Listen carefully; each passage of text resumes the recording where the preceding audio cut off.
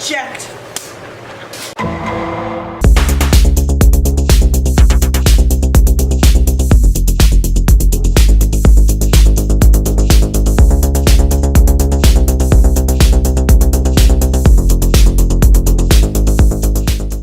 Hi guys, and welcome back to my channel. It is Debbie, and today we are going to be talking about something a little bit, I don't know if I could say like lighthearted, but certainly more lighthearted than my last video, just because I think I need a palate cleanser after the last video. That was super heavy actually. Let's get into it. Today we are going to be talking about the Frenemies podcast and the demise of it.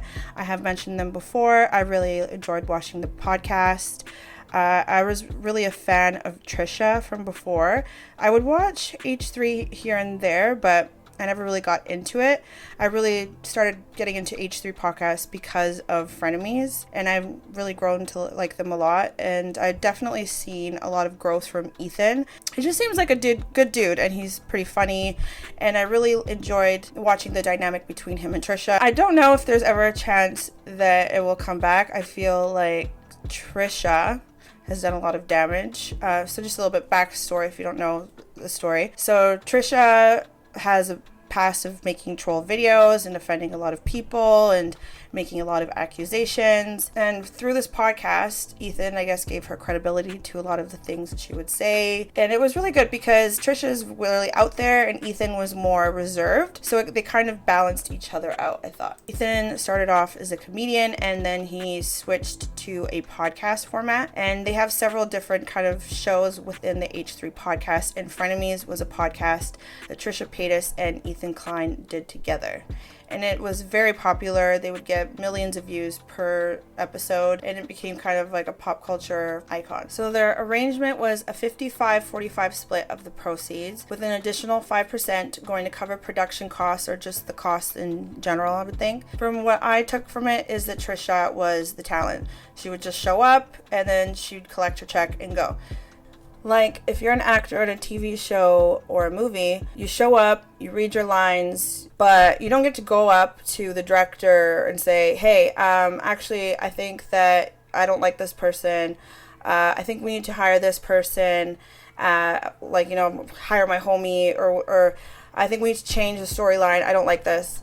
No, if you did that, you'd be fired real fucking quick. They're a producer for a reason. They're called the producer because they're putting the money up so they get the say. Money equals say. If you aren't sharing in the overhead and you're not sharing in the cost, then baby, you're the talent. And you can look at it as there's pros and cons. There's less responsibility. You don't have to put anything out of your own pocket. Either you're a producer and you share in the costs, then that will give you the artistic control. Or you're the talent and then you show up, you read your lines, and then you go, it was 2 hours a week and she was probably making so much money. So it comes off as very tone deaf, especially, I know that we're at the tail end of the pandemic, but still a lot of people haven't been able to make a lot of much money for a long time. So she comes waltzing in there with her new Birkin every week and she's complaining about 5% and are you kidding me? So in the end, I feel like she kind of played herself because, now you went from, 45% to 0%. She thought because of that 5% that she should get more creative control. I think if that was something that she wanted, she should have bought in as a producer or reimbursed Ethan for half, and also moving forward, reimburse him for 50% of any costs of the show. She also got 50% of all channel memberships. She didn't get a cut of the highlights from the shortened clips that they used to promote the show. Who knows how much that was? There could be an argument that maybe she should get a little bit of something from that. But at the end of the day, the people were watching the entire podcast in its entirety. And you also have to keep in mind that because she didn't split with any of the costs of maintaining the podcast, like paying for people's salaries, the electricity, even the equipment, the set, nothing like that. Everything that she made there was pure profit, whereas Ethan has to put that money back into the podcast to pay his staff, to just keep the lights on, all that kind of stuff. Towards the end of the podcast, Ethan got a new warehouse or set for the H3 podcast show, which she wanted to move Frenemies there as well, which was downtown, and she said due to trauma she wouldn't go there. So Ethan then had to spend tens of thousands of dollars to buy a second set of equipment so that they could have two sets and continue to have the Frenemies set in his home. He also put up a lot of money to make merch for Frenemies in collaboration with Teddy Fresh, which is top notch and expensive. To be honest, since Trisha didn't put up any money for it at all, I get that she's part of it, but he was nice enough to say that he would split 50% of all the profits with her. Trisha took it to Twitter and said, no, he's not giving me 50%. He's only giving me 15% because she showed a text saying that the profit margins are normally 30% on his clothing. But girl, I'm terrible at math, and even I know, well, I guess it's more of a business, but even I know that there's a difference between earnings versus profit in a business, because not all the money that you come in is clear profit, you know? It's some of it, well, it has to go back into the business.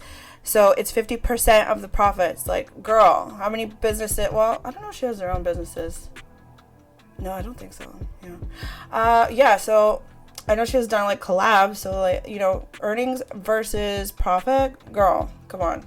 And it wasn't the first time that she tried to renegotiate the terms of their deal. Ultimately, where I think Ethan went wrong is thinking that because it's a family or a friend, you can do a handshake deal and it will be fine. When legally, that's just not the case, and this whole situation proves that. It's not good. It's good to have something that's, you know, set in stone. This is what it is. This is what you agreed to. You can't go back on it. So without those contracts and those NDAs, you don't have that insurance. The person can be like, yo, I don't think you're paying me enough, and just honestly annoy like the living shit out of you, and just create a tension and an animosity and potentially resentment, because it's just like, really, bitch? And also the person can just dip at any time and leave you high and dry, and there's not really nothing that you can do about it. And if you don't have an NDA, they can discuss the ins and outs of your business, give away your secrets, how you do things, your profits, whatever. So the NDA is also to protect you in that aspect, so that if shit hits the fan, they don't go to your competitor and be like, oh, this and this and this and this, and spill your insider secrets. Basically, it's a kind of insurance. And a lot of times you think, oh, because it's family or friends, it's gonna be fine, we can just shake on it. But that's where a lot of people go wrong. Like, think about divorces. You could be married to someone for 30, 40 years, you think you know them, and then one day they're like, yeah, I'm cheating, I'm in love with someone else, and I'm gonna screw you over and take everything, you know? You truly sometimes don't really know someone. That's why you got to always protect yourself. I worked in family law for a long time. You need to protect yourself, whether it's just moving in with someone, because after X amount of time, at least here in Canada where I'm from, you're legally married, common law.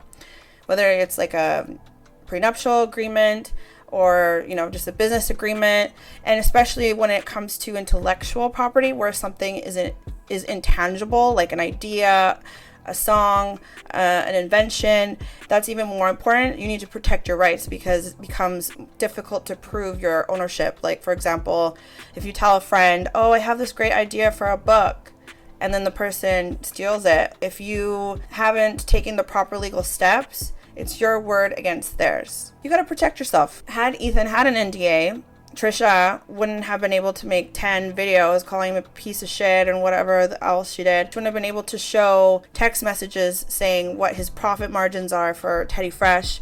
I don't know if there's much he can really do about it, but if he had an NDA where it's like, if you do this, then you are liable to me for this, then it would have probably been a different story. Always get everything in writing, in a contract, especially when there's lots of money involved. It's super important for this, especially if you think the person can be flaky. If there's any question of that, get everything in writing, and not just like on a piece of paper, in a contract. Go to a lawyer, have the lawyer draft up the contract. Everybody gets their own separate lawyer. Their lawyer will review it too.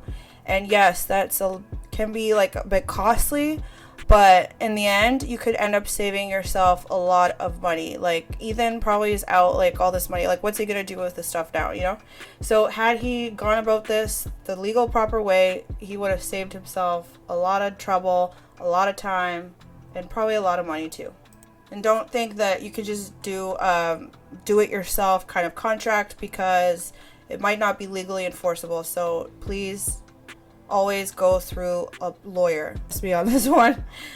Learn from Ethan's mistakes. Like, say you are contractually obligated to do this show for X amount of time, and if you don't, then you are liable for X amount of money. And of course, you always need to give yourself an out, because what if you don't want to work with the person anymore for whatever reason? So a lot of times people will put clauses in there saying like, well, if, like, for example, a lot of companies will do a morality clause, like if they work with an actor or public figure, like if you have like a really insane scandal, then I can get out of the contract, you know, things like that. You also need those protections in place too. I am definitely sad to see the podcast go. Like, I used to watch Trisha, or actually no, I was a fan of Trisha before. Like, I thought I liked her, but I didn't really watch her videos very much, because usually her videos are like mukbangs and things like that. And if I wanted to watch someone eat, I'd look in the mirror, like, for real. So I never really watched her videos before, so I don't think I'll continue to, but I definitely will continue to watch H3. My favorite segment that they did was Content Court, you know, for obvious reasons. You know, I work in law, yeah. I thought it was hilarious. I hope they bring it back, and I hope that they bring other YouTubers on there as like co-counsel or jury members. I think it'd be hilarious, and you know, I'd be down with that. I think that would be so funny. I would live for that.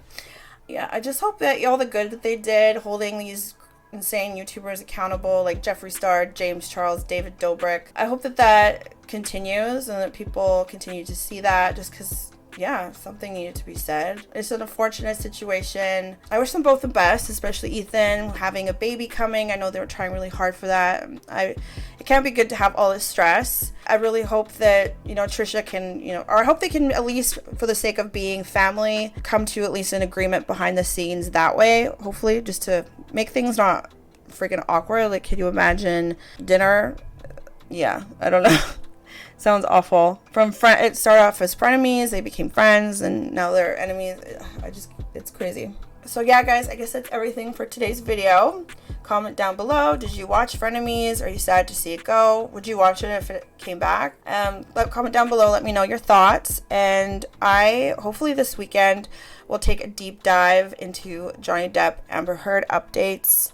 From what I can see on Twitter, it seems like there's some pretty major ones, and I will report back to you by early next week, hopefully. Sorry, it's just been crazy with work.